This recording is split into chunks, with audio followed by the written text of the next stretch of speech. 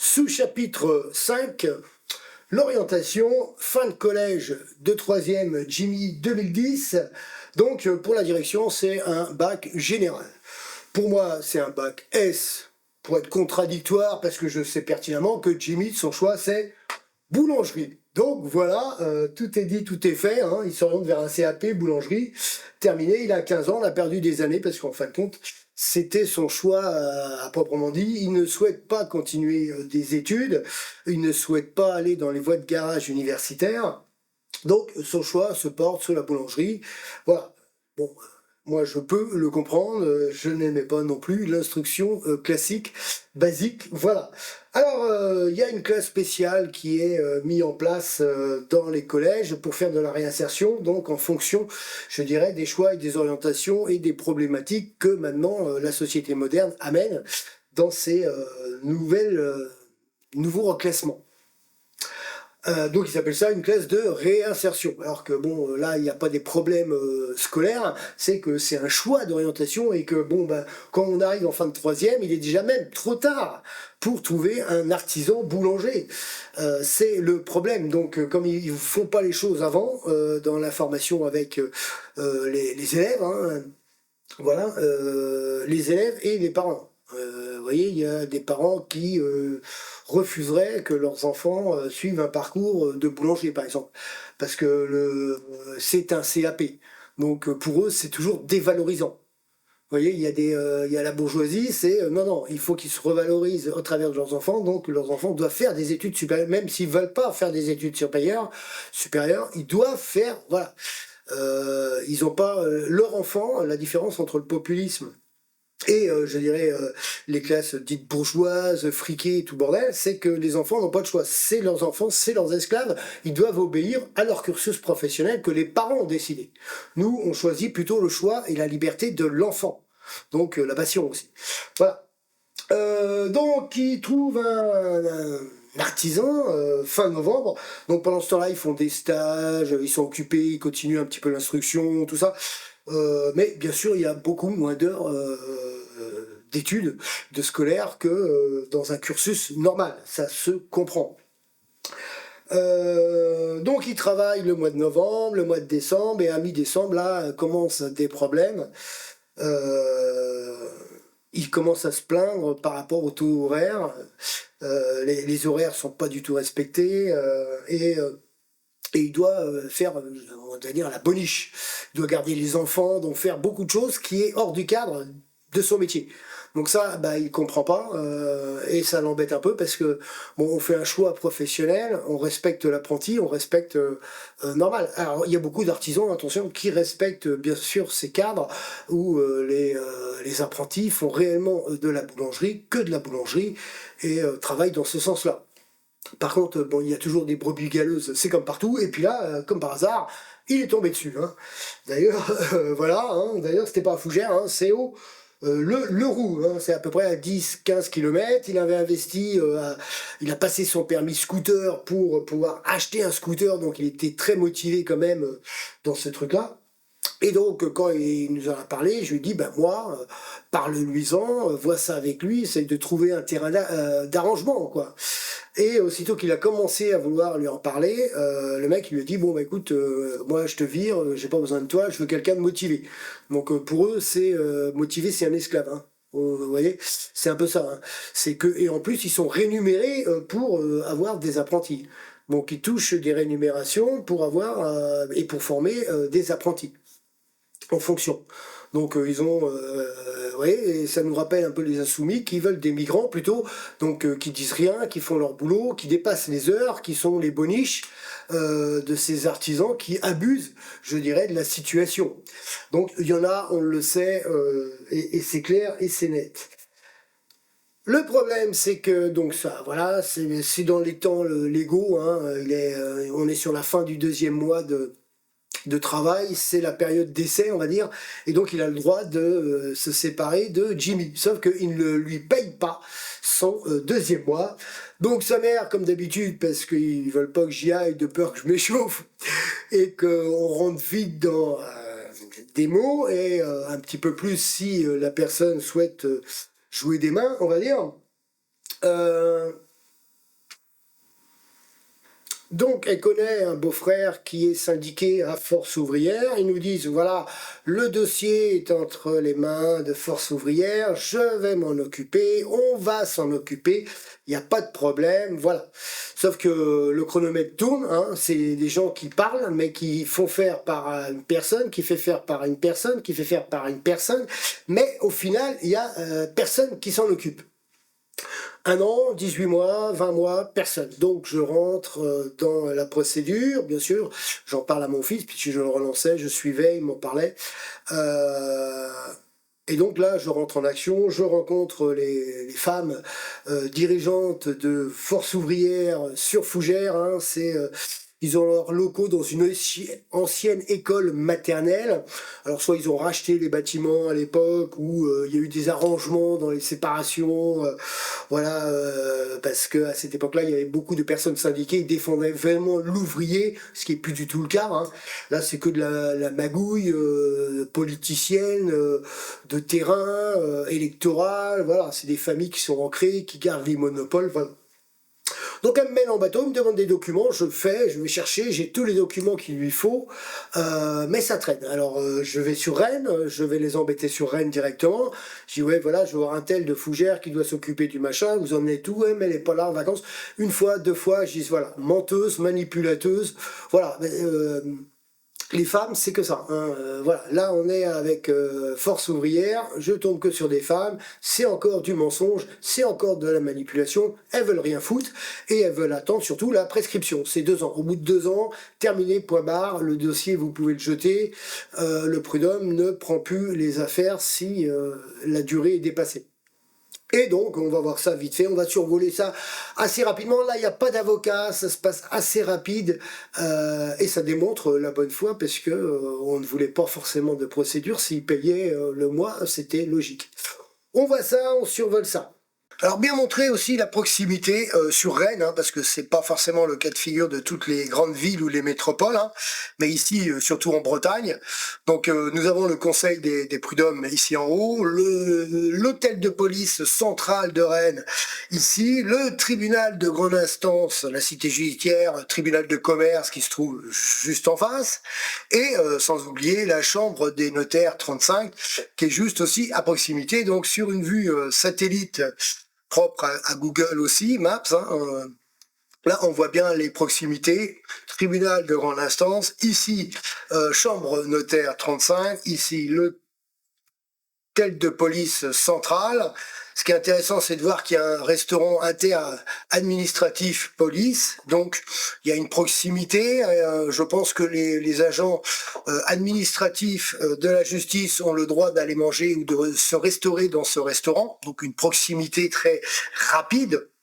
Aussi en fonction des communications informelles qui peuvent se réaliser sur les dossiers qui dérangent, les affaires qui dérangent. Et bien sûr, ce qu'il faut savoir, c'est que les avocats aussi ont le pied à terre à l'intérieur même du tribunal de grande instance. Ça fait beaucoup de proximité.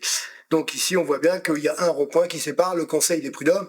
Donc ça, c'est point de vue général pour bien centrer, je dirais, comment ça se passe à Rennes, où sont les différents pôles administratifs importants et compétents en fonction de matière civile et pénale. Donc, c'était intéressant à voir et à savoir, d'où les trafics d'influence à proximité. Donc là, on arrive sur la procédure du Conseil des prud'hommes. Donc là, c'est marqué janvier 2012, donc novembre 2011 jusqu'à janvier 2012. L'apprenti de Jimmy Prud'homme, on voit bien, Porte de Bretagne, l'épi de blé qui était... la boulangerie-pâtisserie au Leroux à l'époque. Voilà, donc là, pareil, prix remis du scooter, voilà, il est rentré dans les frais, ça lui a coûté 150 €, le permis du scooter. Donc là, la date, c'est un deuxième document, parce qu'à chaque fois, au prud'homme, on nous demande une somme, donc on relance la procédure, mais là, la prescription ne rentre pas en compte. Donc il n'y a pas de problème. Donc là, c'est la convocation à la conciliation. Donc là, il n'y a pas d'avocat. Voilà, donc ça c'est clair, c'est principe. Donc ça c'est un courrier que j'ai fait à la faculté des métiers.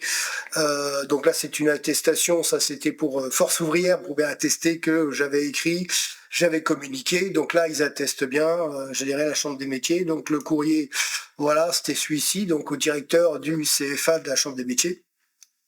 Ce patron abuse de son statut en obligeant à faire des heures supplémentaires gratuites, en lui faisant réaliser des tâches ménagères hors de son poste de travail, en ayant parfois les enfants en bas âge de se couper sur son poste de travail.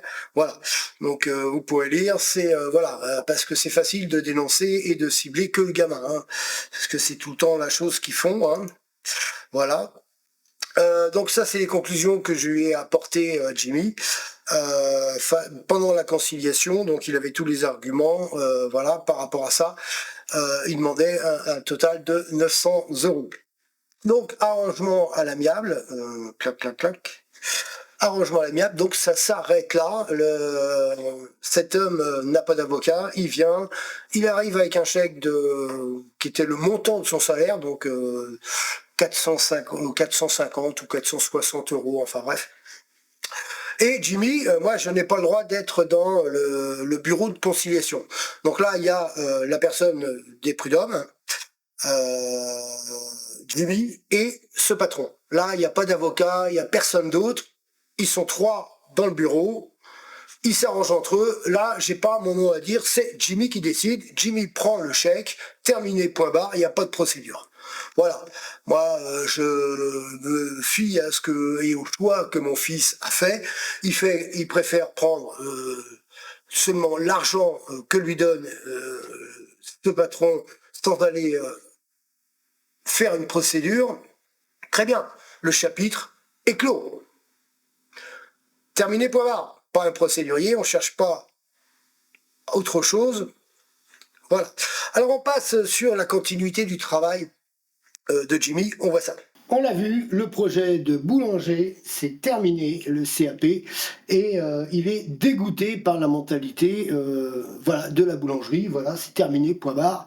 Donc il retourne, je dirais, dans la classe de réinsertion, faire des stages plus, et dans la recherche d'informations et de l'actualité. Il manquait à l'époque beaucoup de BAFA, de jeunes pour aussi le périscolaire. Donc c'est pratique, il va s'orienter vers ce choix. Donc fin 2012, il débute une nouvelle formation qui lui permet d'obtenir le brevet d'aptitude de fonction d'animateur, plus des brevets, des certificats complémentaires pour faire et accompagner et être dans le périscolaire. Donc ça se passe ça à Dinard. Donc ça va s'échelonner fin 2012, 2013. Donc ça c'est clair. Et il se passe vite fait un contrôle de police. À un moment, il est avec son pote, voilà, contrôle de police, contrôle d'identité. Donc là, il n'y a pas de résistance. Hein. Vous voyez, c'est pas comme dans l'affaire Théo. Donc ces affaires-là, on ne va pas en parler. Vous voyez. Donc il y a un contrôle de police, papier, ok, il donne papier, videz votre sacoche, il vide sa sacoche, et il a un point américain. Alors, point américain qu'il a récupéré dans le tiroir, qui appartenait à son grand-père. Même si je cautionne pas, c'est un ado, c'est quelque chose qui est pas courant maintenant dans ces années. Il veut le faire voir à ses potes, il l'a dans la sacoche, c'est bien précis. Donc il l'embarque au commissariat. C'est une arme de 6e catégorie qui n'est pas interdit à la vente. Donc ce n'est pas interdit d'avoir un point américain, sauf que c'est interdit de l'avoir sur soi. Il l'a pas sur soi. Le policier fait comme s'il l'avait sur soi, il ne le sait pas, l'erreur est humaine, bon, jusque-là, il n'y a rien de dramatique. Il me téléphone, parce qu'il l'écroule pour ça aussi, et pour venir le chercher, donc je viens le chercher, et quand il sort, je lui dis, de toute façon, tu ne signes rien. Voilà, tu me laisses voir, et là, aussitôt, le petit chef qui est là, ça passe pas, je lui dis, écoutez... Voilà, je veux voir, je veux savoir qu'est-ce qui a été écrit, comment vous avez fait la chose, puisque il l'avait pas sur lui, il l'avait dans la sacoche, c'est ça. Hein. Donc s'il l'a dans la sacoche, il a le droit. Donc là, tout de suite, si c'est un avocat qui vient, il n'y a pas de problème, ça va être cirage de pompe. Si c'est le parent qui connaît ses droits et qui veut juste défendre, dans le verbe, sans agresser, sans outrager, rien du tout, ça passe pas. Ça ne passe jamais. Donc il me remet une convocation pour revenir le lendemain. Vous voyez, on voit quand même l'esprit malin à ces années, dans ces années, de tous ces petits chefs et cadres hiérarchiques pour, je dirais, embêter le citoyen français. Et tout ça, c'est pour les statistiques des Français et pour leur petite notation. Voilà, on a arrêté quelqu'un, ça fait bien. Là, c'est un blanc, c'est un Français. Donc voilà, ça va rentrer dans la délinquance des blancs et des Français, contre la délinquance de l'immigration, contre la délinquance des étrangers européens. Voilà. Euh, donc le lendemain, je reviens, et puis voilà, Saint-Cerdos, embrouille avec, bien sûr, ces personnes, parce qu'en fin de compte, ils m'ont fait venir pour rien. Voilà. Et je n'ai pas accès aux documents, je n'ai accès à rien. Voilà, ils font que de la rétention de documents et voilà quoi. Je veux dire, c'est aberrant, c'est effarant quoi. On ne peut pas discuter avec ces gens-là qui sont dans le totalitarisme et l'abus de pouvoir quoi. Et c'est toujours bien sûr les petits chefs, les cadres hiérarchiques. Donc les OMP on va dire. Alors bon, ça se passe, je rentre, ils m'ont fait faire 170 bornes et polluer pour rien, c'est gratos, hein, ça c'est leur principe, hein, c'est je vais te harceler quand même.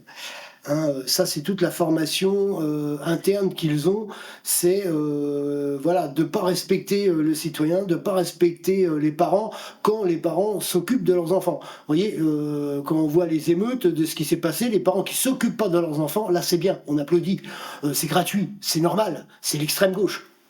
Voilà. Donc le parquet, quelques mois après, une convocation, et comme Jimmy a continué son cursus, donc tous ses stages, il les fait à la ville de Fougères.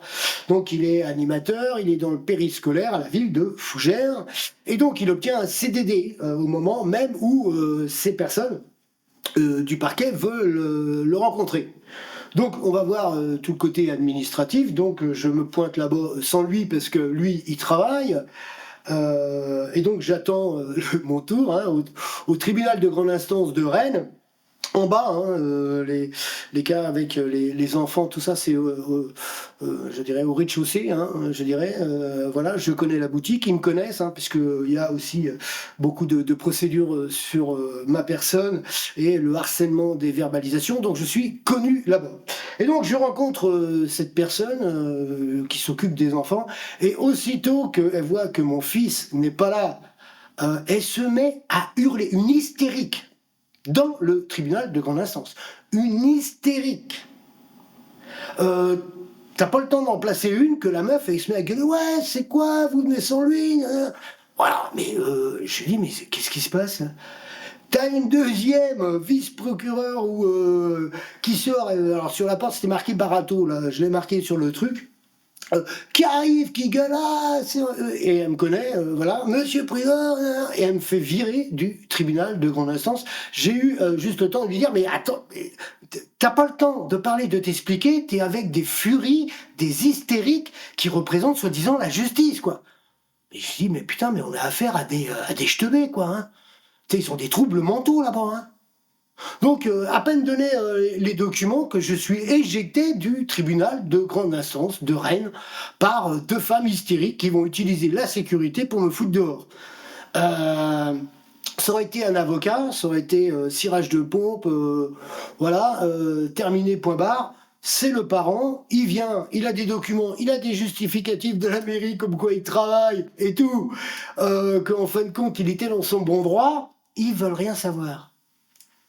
Et bien sûr, ça ne s'arrête pas là. Quand on reçoit le rappel à la loi, c'est passé de d'une arme de sixième catégorie à quoi? À stupéfiant. Donc vous voyez, là on voit encore tout le vice, toute la satire, la perversité, je dirais, du parquet. Là on peut appeler ça, là nous sommes sur du sabotage. Sabotage de dossier volontairement, et si on le, comment ça s'appelle, on lui marque ça sur son casier, alors il était jeune, ok, mais on marque stupéfiant à la place de sixième catégorie, c'est un acte de sabotage. Là, on n'est pas encore au terrorisme administratif, puisqu'ils n'ont pas modifié, je dirais, une infrastructure qui ne doit pas être touchée. Non, nous sommes sur un sabotage de dossier volontairement. Et ils nous disent c'est normal. Parce que là, nous sommes sur la dictature du parquet.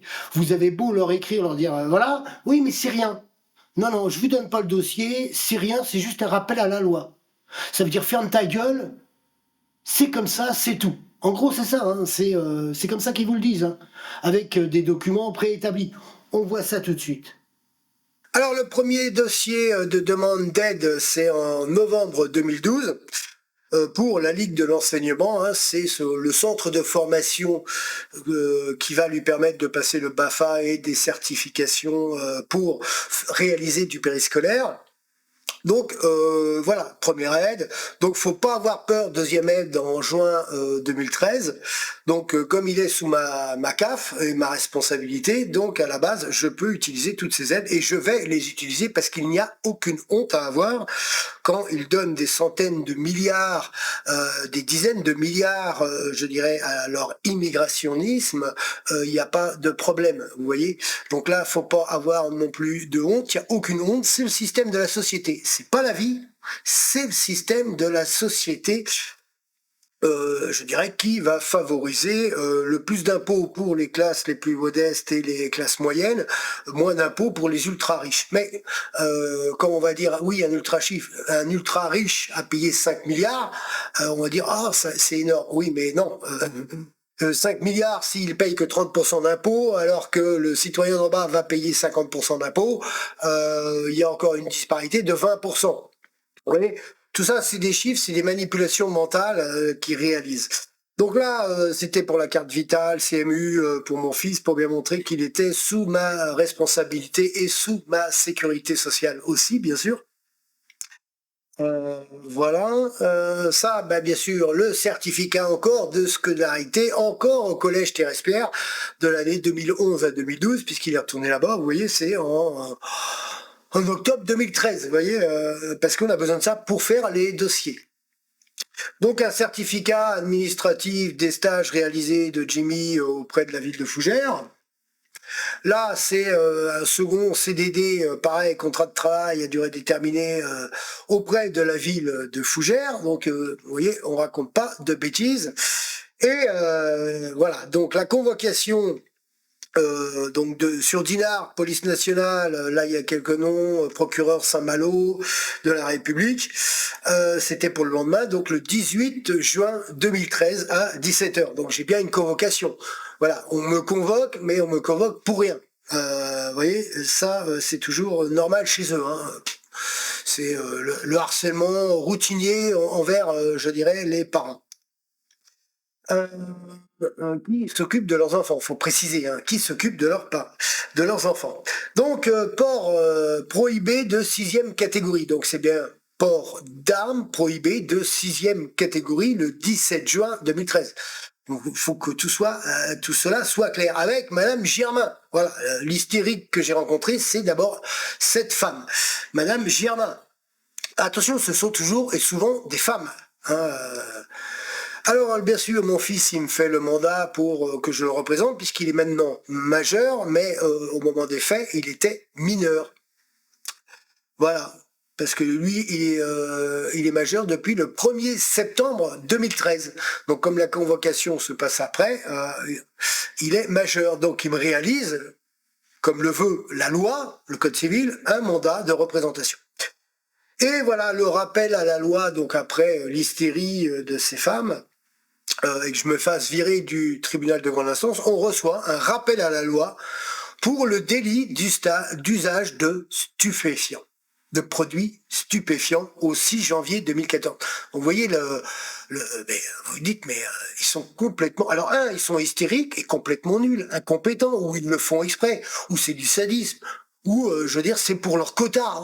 Hein. Voilà, les quotas de la délinquance française, alors, les stupéfiants, voilà, paf. Le mot, il se fait arrêter pour une arme de 6e catégorie, on lui fait un rappel à la loi pour stupéfiant. Donc j'y vais, je me déplace, j'écris ça directement à main levée là-bas sur place. Hein.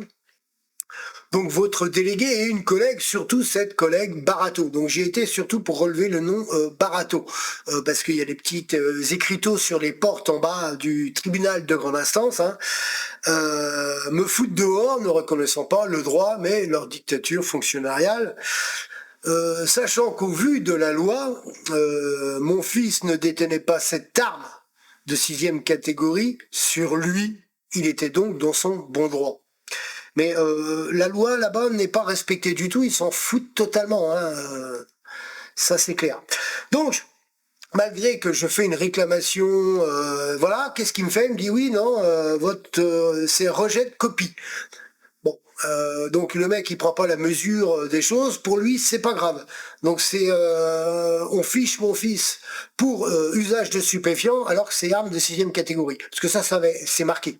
Voilà, c'est clair qu'ils l'ont marqué quelque part. Donc là on rentre dans la criminalité des saboteurs. Des saboteurs et donc des sabotages des dossiers du parquet. Donc c'est un délit, et c'est un délit très très grave. Mais ils s'en foutent, c'est pratique courante chez eux. Ceux qui les emmerdent, c'est les citoyens qui se défendent dans leurs droits. Et donc après, étant donné que quand j'ai reçu ça, j'ai fait un courrier directement au procureur. Voilà. Car pour vous, un rappel à la loi de la dictature informatique de fichage de mon fils est légitime. Donc je rappelle qu'ils l'ont fiché informatiquement pour usage de stupéfiants et non pas port d'armes 6e catégorie. Et donc je demande que ça soit vu par un juge, voilà, quelqu'un de compétent. Mais non, vous êtes sur cette dictature où ça donne pas suite, ils en ont strictement rien à foutre. C'est les statistiques, c'est les quotas. Donc là, nous sommes sur l'entrée de Hollande criminel, hein, Sarko criminel, Hollande criminel, mais on reste sur l'exécutif du Sarko criminel. Il faut des quotas de délinquance blancs français.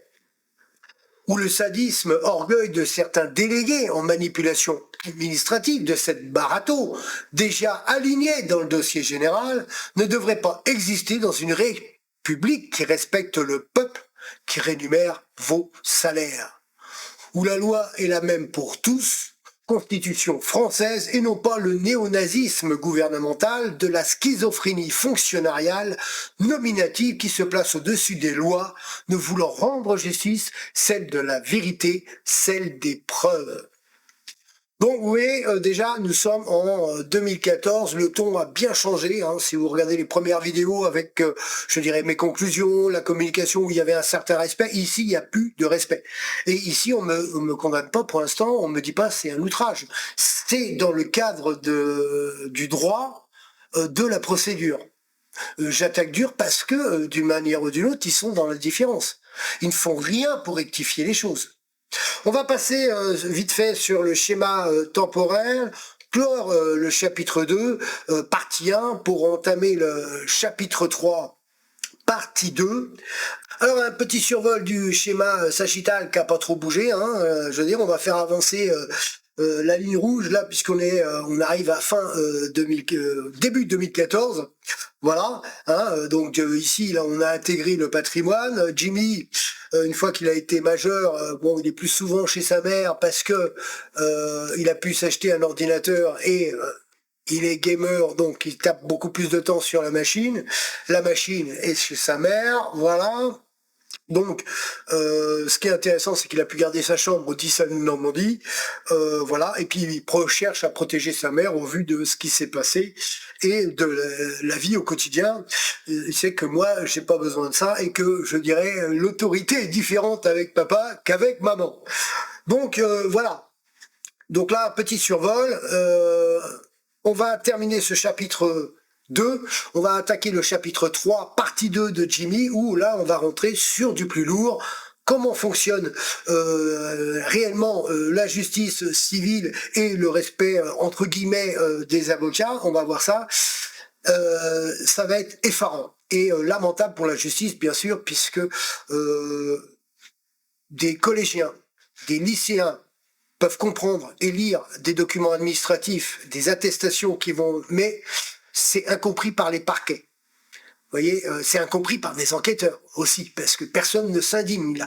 Surtout que là, il faut pas de médias. Et il n'y a jamais de médias pour défendre et soutenir les Français, les classes populaires. L'information est censurée.